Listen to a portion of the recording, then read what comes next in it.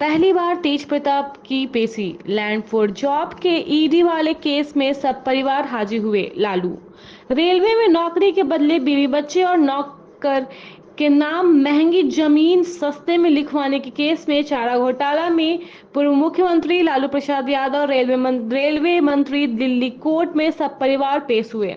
CBI ED के झमेले से अब तक दूर रहे लालू के बड़े बेटे तेज प्रताप यादव भी पहली बार पेश हुए। कोर्ट ने लालू, तेजस्वी और तेज प्रताप को इस घोटाले के प्रवर्तन निदेशालय में के मुकदमे से जमानत दे दी है। नीतीश कुमार को भारत रत्न की मांग, जेडीयू का स्टैंड नहीं। बिहार में जेडीयू पार्टी के राष्ट्रीय महासचिव और नीतीश के करीब मनीष वर्मा ने साफ कर दिया है कि नीतीश कुमार के लिए भारत रत्न की मांग जेडीयू का स्टैंड नहीं है। जेडीयू प्रदेश महासचिव छोटू सिंह ने नीतीश को भारत रत्न देने की मांग करने का पोस्टर पटना में लगवाया था। पोस्टर जेडीयू की प्रदेश कार्यकारिणी की बैठक से पहले लगवाया गया था। गुरुजी को मिली नई जिम्मेदारी, सभी डीईओ को एसीएस सिद्धार्थ का निर्देश। बिहार के शिक्षा विभाग ने सरकारी स्कूलों में कुपोषित बच्चों के पोषण और स्वास्थ्य को प्राथमिकता देने का निर्देश दिया है। क्लास टीचर को कुपोषित बच्चों की पहचान करने और उनके नाश्ते व माध्यम भोजन का ब्यौरा रखने की जिम्मेदारी सौंपी गई है। शिक्षा विभाग के ऊपर मुख्य सचिव डॉक्टर ए सिद्धार्थ ने सभी जिलों के डीईओ को निर्देश दिए हैं कि कुपोषित बच्चे के परिवार का भी ब्यौरा रखा जाए। मोतिहारी के नगर क्षेत्र में घुसा सिकरहना का पानी। उत्तर बिहार की नदियों में जल स्तर में उतार चढ़ाव जारी है। सिकरहना नदी का पानी मोतिहारी के वार्ड 1 में 4 किलोमीटर दूर फैल गया है, जिससे बजरिया प्रखंड कार्यालय जाने वाले सड़क पर पानी बह रहा है। सीतामढ़ी के बाढ़ की स्थिति बनी हुई है और दरभंगा में भी जलस्तर कम नहीं होने से नए इलाकों में बाढ़ फैल रही है।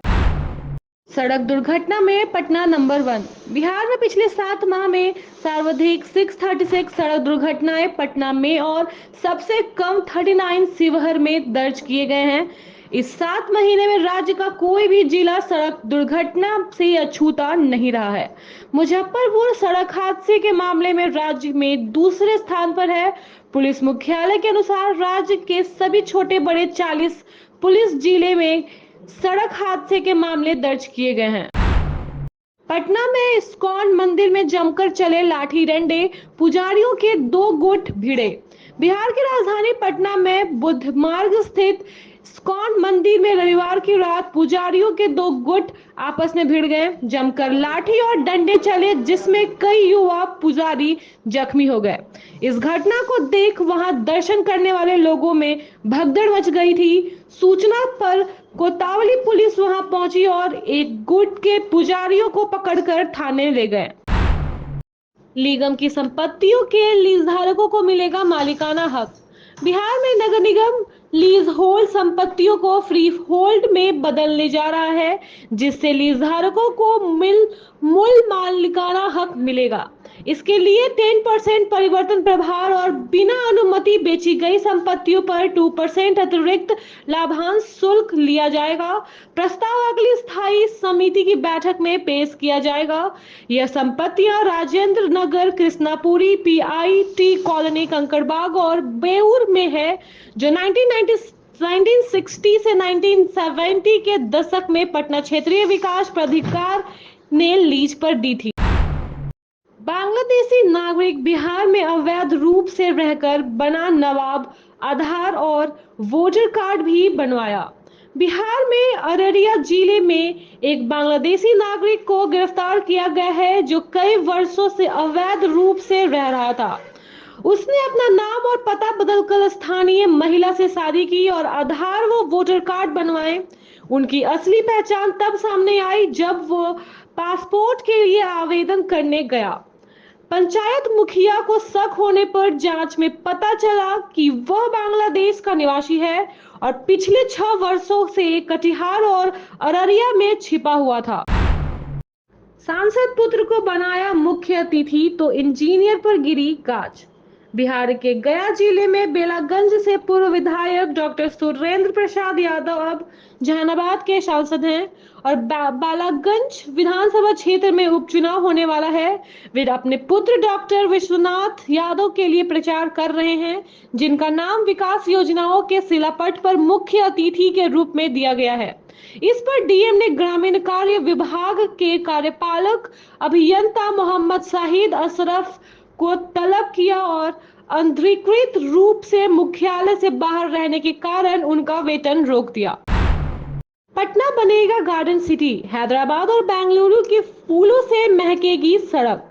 पटना को ग्रीन बेल्ट में बदलने के लिए पटना पार्क प्रबंधन लैंडस्केपिंग और पौधे रोपण करेगा, जिससे शहर की आबोहवा सुधरेगी और प्रदूषण कम होगा।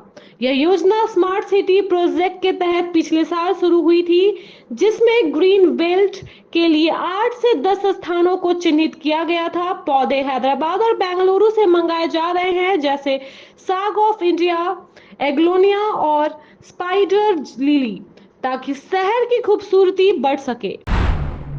पीएम मोदी ने की पूर्व झारखंड सीएम चंपई सोरेन की तारीफ, जाना स्वास्थ्य का हाल।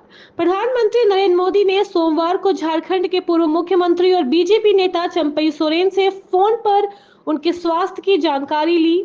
पीएम ने अस्वस्थ होने के बावजूद अस्पताल से वीडियो कॉन्फ्रेंसिंग के जरिए बांग्लादेशी घुसपैठियों के खिलाफ संथाल आदिवासी महासम्मेलन में हिस्सा लेने के लिए सोरेन की सराहना की।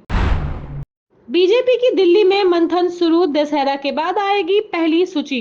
झारखंड विधानसभा चुनाव के लिए बीजेपी के प्रदेश चुनाव समिति की बैठक हरमू स्थित कार्यालय में हुई, जहां 81 विधानसभा क्षेत्रों के संभावित प्रत्याशियों पर चर्चा की गई।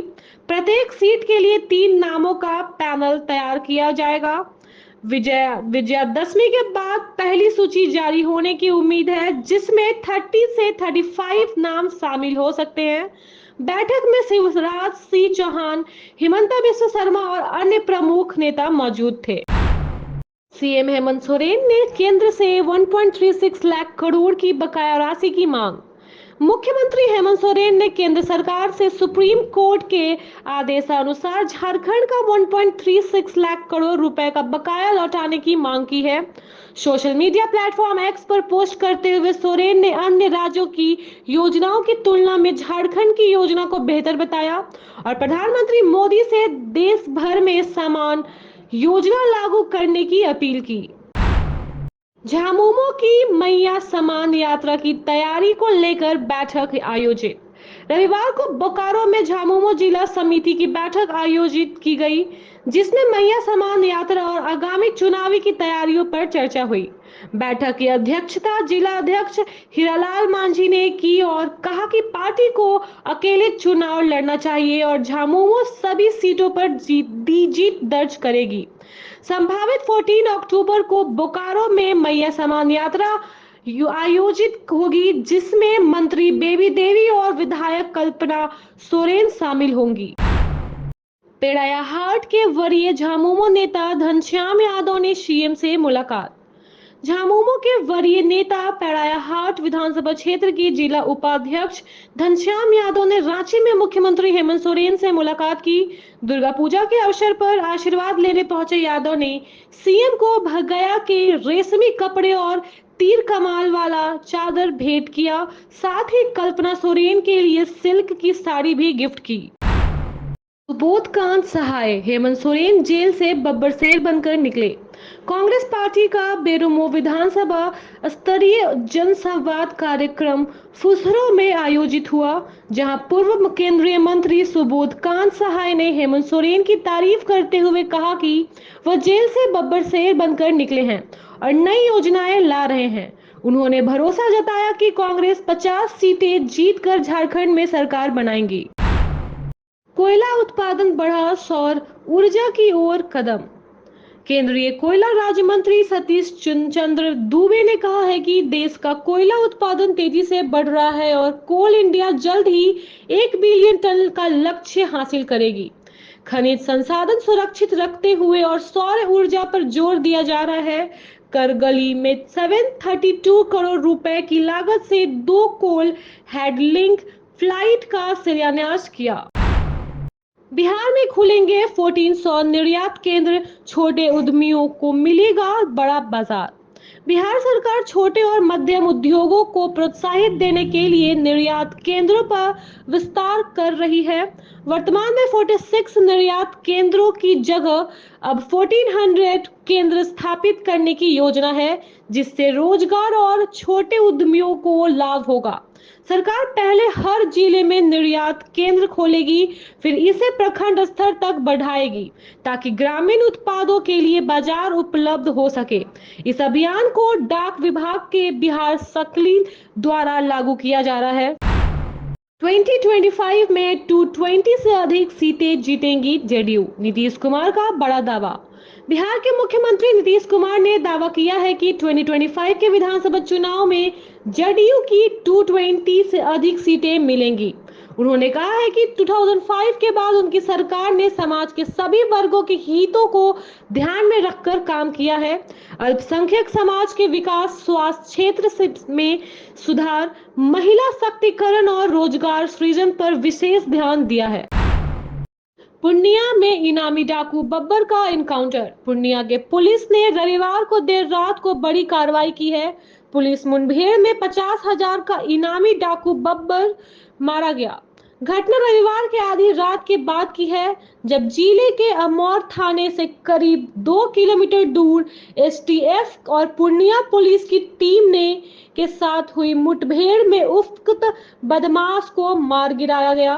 पुलिस द्वारा शव को पोस्टमार्टम के लिए राजकीय मेडिकल कॉलेज अस्पताल भेजा गया है। Thank you so much for watching this video. Don't forget to like, comment, share, and subscribe.